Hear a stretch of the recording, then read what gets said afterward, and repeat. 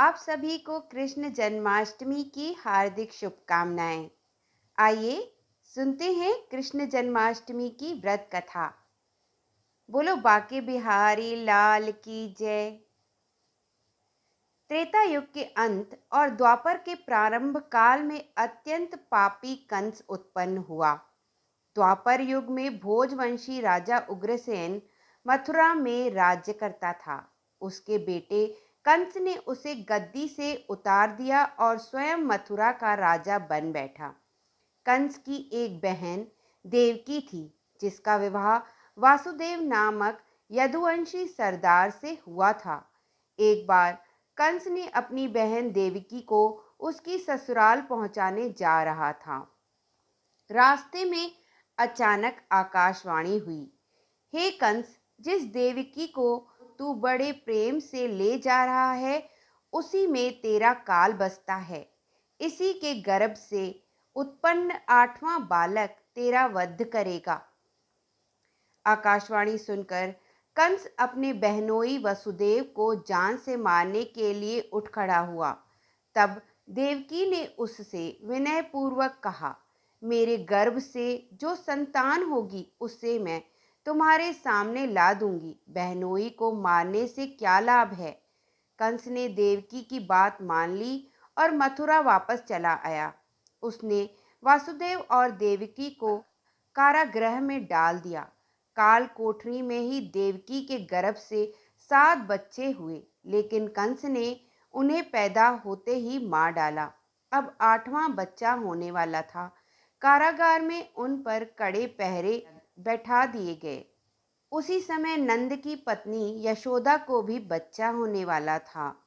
जिस समय वासुदेव देवकी को पुत्र पैदा हुआ, उसी समय संयोग से यशोदा के गर्भ से भी एक कन्या का जन्म हुआ, जो और कुछ नहीं सिर्फ माया थी।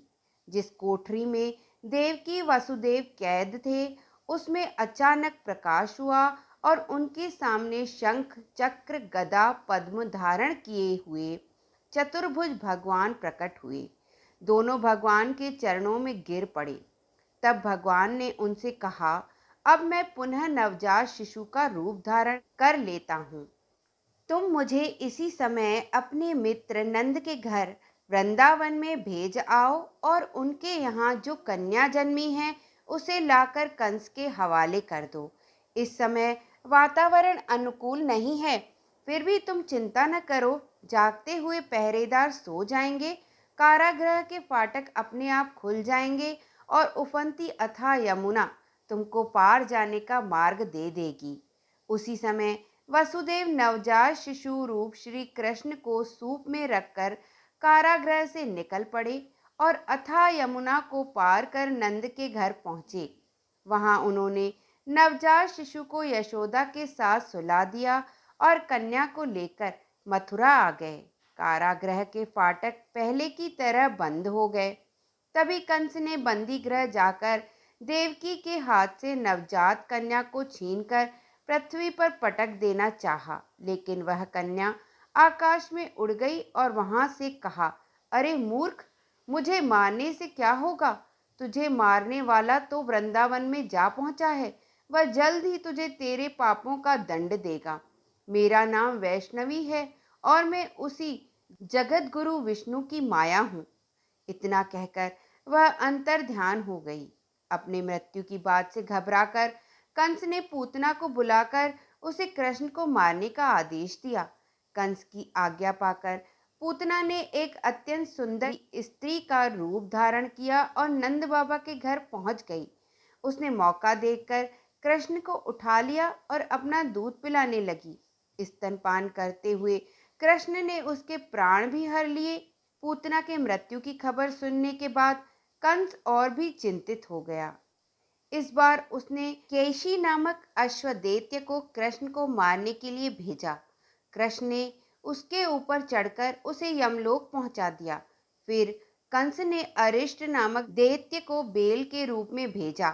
कृष्ण अपने बाल रूप में क्रीड़ा कर रहे थे। खेलते खेलते ही उन्होंने उस दैत्य रूपी बेल के सींगों को क्षण भर में तोड़कर उसे मार डाला। फिर दानव कंस ने काल नामक दैत्य को कौवे के रूप में भेजा। वह जैसे ही कृष्ण को मारने के लिए उसके पास पहुंचा, श्री कृष्ण ने कौवे को पकड़कर उसके गले को दबोचकर मसल दिया और उसके पंखों को अपने हाथों से उखाड़ दिया, जिससे काल नामक असुर मारा गया। एक दिन श्री कृष्ण यमुना नदी के तट पर खेल रहे थे। तभी उनसे गेंद नदी में जा गिरी और वे गेंद लाने के लिए नदी में कूद पड़े। इधर यशोदा को जैसे ही खबर मिली, वह भागती हुई यमुना नदी के तट पर पहुंची और विलाप करने लगी। श्री कृष्ण जब नीचे पहुंचे तो नागराज की पत्नी ने कहा, हे भद्रे, यहाँ पर किस स्थान से और किस प्रयोजन से आए हो? यदि मेरे पति नागराज कालिया जाग गए तो वे तुम्हें भक्षण कर जाएंगे। तब कृष्ण ने कहा, मैं कालिया नाग का काल हूँ और उसे मारकर इस यमुना नदी को पवित्र करने के लिए यहाँ आया हूँ। ऐसा सुनते ही कालिया नाग सोते से उठा और श्री कृष्ण से युद्ध करने लगा। जब कालिया नाग पूरी तरह मरणासन्न हो गया, तभी उसकी पत्नी वहां पर आई और अपने पति के प्राणों की रक्षा के लिए कृष्ण की स्तुति करने लगी। हे भगवान, मैं आप भुवनेश्वर कृष्ण को नहीं पहचान पाई। हे जनाद, मैं मंत्रों से रहित, क्रियाओं से रहित और भक्ति भाव से रहित हूँ। मेरी रक्षा करना। हे देव, हे हरे, प्रसाद रूप में मेरे स्वामी को मुझे दे दो, अर्थात मेरे पति की रक्षा करो। तब भी कृष्ण ने कहा कि तुम अपने पूरे बंधु बांधवों के साथ इस यमुना नदी को छोड़कर कहीं और चले जाओ। इसके बाद कालिया नाग ने कृष्ण को प्रणाम कर यमुना नदी को छोड़ कहीं और चला गया। कृष्ण भी अपनी गेंद लेकर यमुना नदी से बाहर आ गए। इधर कंस को जब कोई उपाय नहीं सूझा, तब उसने अक्रूर को बुलाकर कहा कि नंदगांव जाकर कृष्ण और बलराम को मथुरा बुला लाओ। मथुरा आने पर कंस के पहलवान चाणूर और मुष्टिक के साथ मल्ल युद्ध की घोषणा की।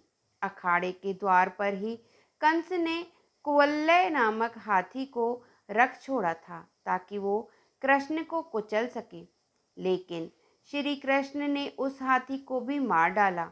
उसके बाद श्री कृष्ण ने चाणूर के गले में अपना पैर फंसाकर युद्ध में उसे मार डाला और बलदेव ने मुष्टिक को मार गिराया। इसके बाद कंस के भाई केशी को भी केशव ने मार डाला। बलदेव ने मूसल और हल से और कृष्ण ने सुदर्शन चक्र से दैत्यों को माघ मास की शुक्ल पक्ष की सप्तमी को मार डाला।